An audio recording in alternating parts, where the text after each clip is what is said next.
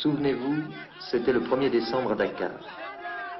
Ce jour-là, les Sénégalais, pour la première fois depuis leur indépendance, votaient pour se choisir une Assemblée nationale et un président de la République. Un seul candidat, Léopold Sédar Senghor, homme politique et poète, chef de l'État depuis 1958. Une liste officielle, celle de son parti. L'opposition a choisi un autre terrain, son terrain, la rue. Une manifestation groupant plus de 10 000 personnes se forme dans la Médina. Des cris fusent de toutes parts, Abba Senghor, tous au palais. Soudain, des éclatements sourds de grenades offensives, des rafales de mitraillettes et de fusils mitrailleurs, la foule s'égaye dans toutes les directions. Qui a tiré le premier, on ne le saura sans doute jamais. Mais le bilan est lourd au soir de cette journée, 40 morts, 250 blessés. Monsieur le Président, ce doit être une grave décision que celle de donner l'ordre de tirer sur une foule, même de manifestants. J'aurais pu vous retourner la question et vous dire, demandez cela à l'opposition qui a commencé par faire tirer sur le service d'ordre. Le service d'ordre avait des instructions pour ne tirer qu'en cas de dernière extrémité, que si elle était en état de légitime défense. C'est ce qui s'est produit. Les manifestants qui étaient de chômeurs et dont la plupart n'étaient pas des Sénégalais ont tiré sur le service d'ordre. Après les sommations, le service d'ordre a été obligé de tirer. Vous savez combien l'exercice de la démocratie est difficile en Afrique, mais tant que je serai là, je tâcherai de maintenir la démocratie. Dakar est pourtant habituellement une ville sans histoire.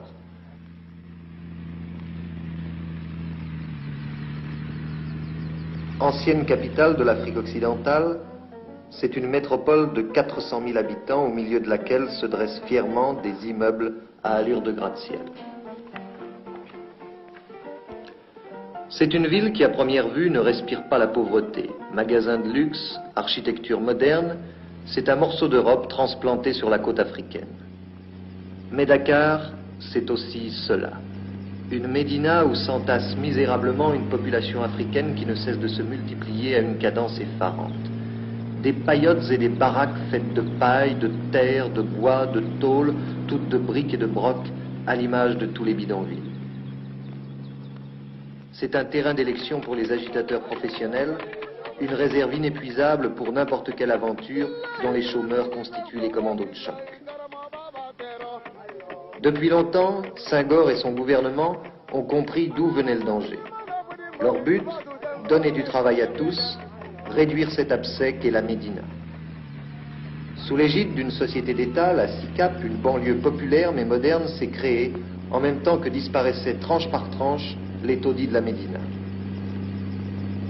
Les Africains y sont relogés dans des pavillons agréables, à des conditions financières défiant sans doute toute concurrence. 10 000 francs de loyer par mois pour accéder en 10 ans à la propriété. Dans 7 ans, toute la Médina aura été remplacée par cette cité-jardin. Mais malgré les efforts du gouvernement, reste entier le problème du chômage et son corollaire, la mendicité. Les petits Africains y sont passés maîtres.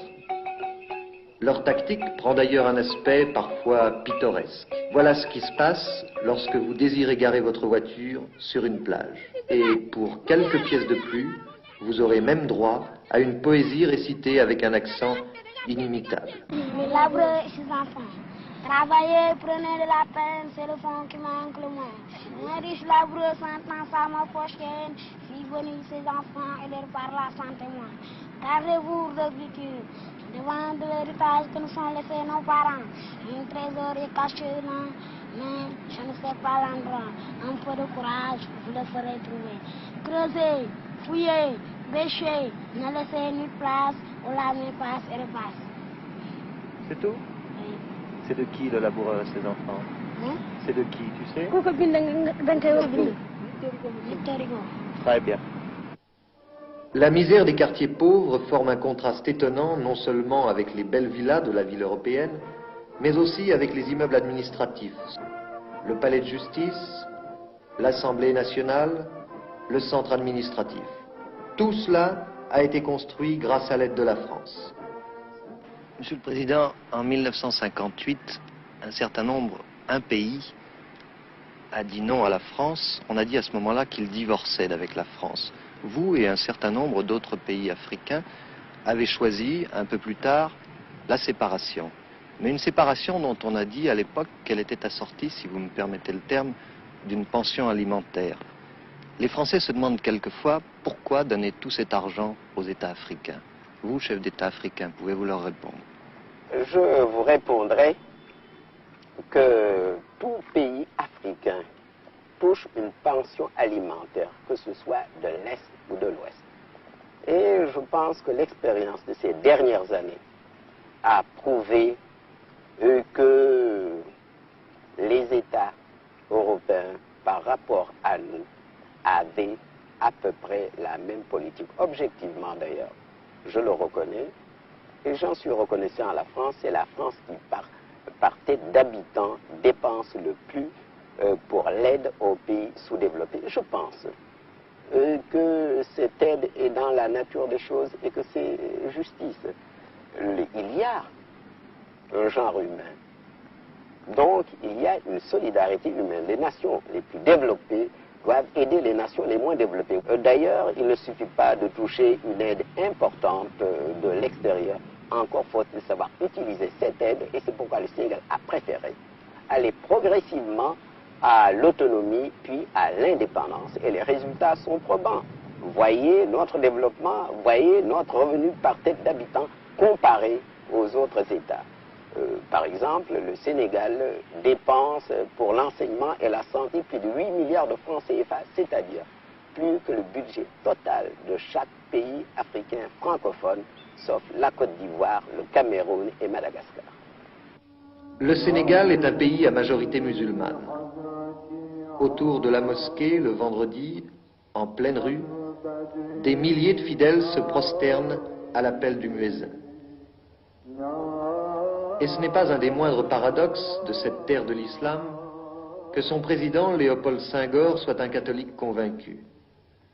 Ses adversaires essaient d'ailleurs d'attiser le fanatisme religieux des musulmans contre cet infidèle.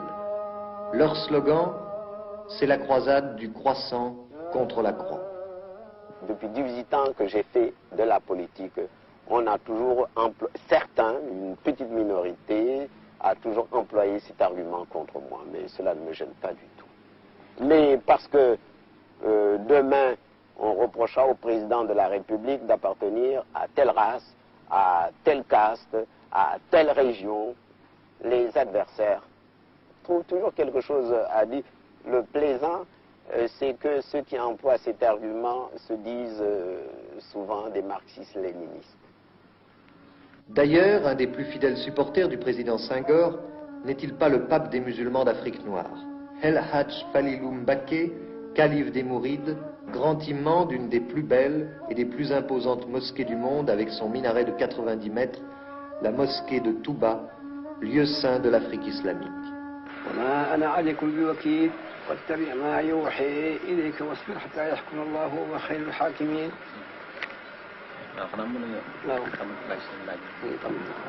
Vous pouvez maintenant, Monsieur Colomès, le calife a fini la lecture de quelques versets du Coran. Il est maintenant à votre entière disposition pour répondre à toutes les questions que vous voudrez bien lui poser. On dit au Sénégal que le calife des Mourides est le supporter numéro 1 du président Senghor. Or, c'est étrange, un calife musulman, supporter d'un président catholique.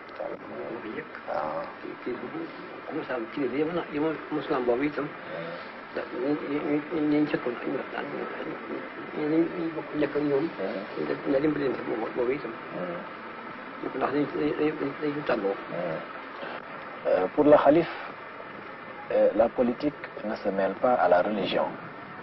Il est musulman, il est le chef de la plus grande confrérie religieuse en Afrique noire, musulmane comme vous dites, et le président Senghor, évidemment, est catholique.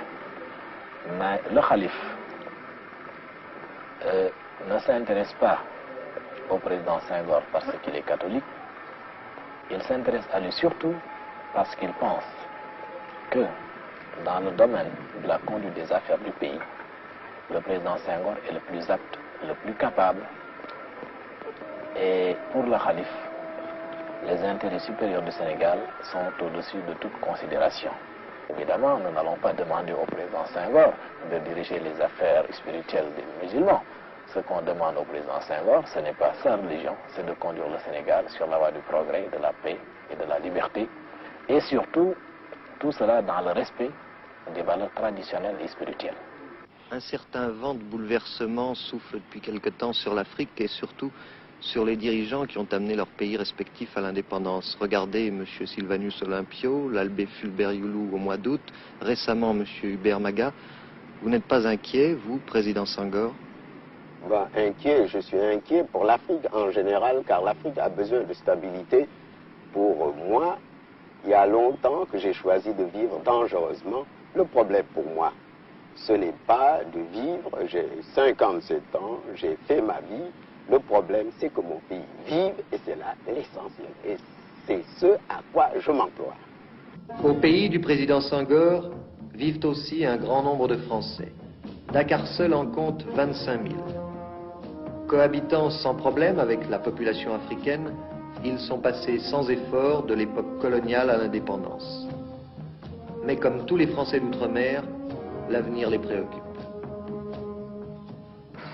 L'indépendance, ça n'a rien changé pour vous? Non, l'indépendance n'a rien changé pour moi. Pour moi, personnellement, absolument rien. Sinon, au début, peut-être un coup de frein dans les affaires. Et puis alors, une ambiance qui n'était peut-être pas très assurée. Les gens étaient un peu inquiets, se demandaient de quoi demain serait fait. Maintenant, tout ça a l'air de rentrer dans l'ordre. En fait, on a l'impression qu'à Dakar, tout se passe comme si on avait remplacé le gouverneur français par un chef d'État africain. Oui. Mais que pour le reste, rien ne va pour le changer. reste, absolument rien. C'est notre position de Français d'exactement ce qu'elle était autrefois. Pour vous, après Senghor, c'est le déluge? Non. Non, je ne crois pas, mais enfin, nous savons ce que nous avons, nous voulons le garder. Non, je ne pense pas qu'après